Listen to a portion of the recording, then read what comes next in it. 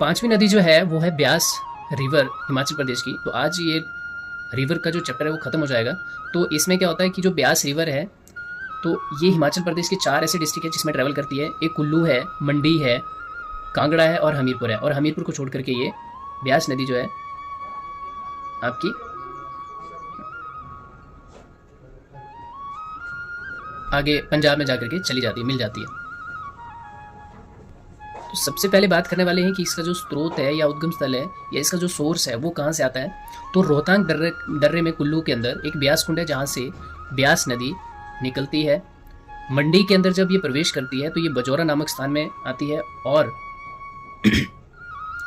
पंडोह के लिए मंडी से ही पंडोह का जो डैम है उसके लिए भी इसको डाइवर्ट किया है मंडी के सलापड़ में एक सुरंग बना करके, ताकि ये पंडोह डैम के लिए हेल्प कर सके।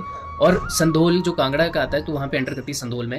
और बाद में जो है ये मीरथल स्थान पे छोड़ करके पंजाब में एंटर कर जाती है। और ये हमीरपुर को जहाँ टच करती है वो है हरिपट्टन। ठीक है, हरिपट्टन में आकर के ये हमीरपुर को भी टच करती है। ठीक है, अब इसके जो नाम आता है तो वैदिक नाम इसको अर्जकिया भी कहा गया है या अर्जकी भी नाम इसका दिया है। संस्कृत नाम विपाशा है। ग्रीक जो था, ग्रीक में हाइफेसिस इसको नाम दिया है, ग्रीक में हाइफेसिस दिया है। और जब ये धौलाधार को काटती है, धौलाधार रेंज को, तो लारजी नामक स्थान पे आकर के काटती है धौलाधार को। ठीक है, तो कुछ नदियाँ ऐसी भी हैं, ऐसी सहायक नदी जो कि आपकी धौलाधार लारजी में आकर के मिल जाती है इसी के अंदर। ठीक है, तो इसमें आकर के मिल जाती है। तो इसमें जो इसका कुल क्षेत्रफल है अगर जल ग्रहण के हिसाब से देखा जाए तो 20,303 किलोमीटर स्क्वायर है। और हिमाचल प्रदेश के अंदर 12,000 किलोमीटर स्क्वायर जो है इसका जल ग्रहण क्षेत्र है। तो ये याद रखना है, टोटल याद रखो ना रखो, लेकिन जो हिमाचल में है तो हिमाचल वालों के लिए यही इंपॉर्टेंट हो जाता है।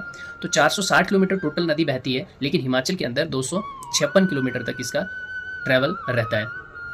तो इसकी जो सहायक नदी है जो कि कुल्लू से जब निकलती है तो कुल्लू में ही सह जाती है इसकी सहायक नदी। ठीक है, जो कि सुकानी चोटी से निकलती है, तीर्थन आती है, पार्वती आती है। और पार्वती इसकी सबसे बड़ी सहायक नदी है जो कि मानतलाई से निकलती है। ठीक है, जो कुल्लू के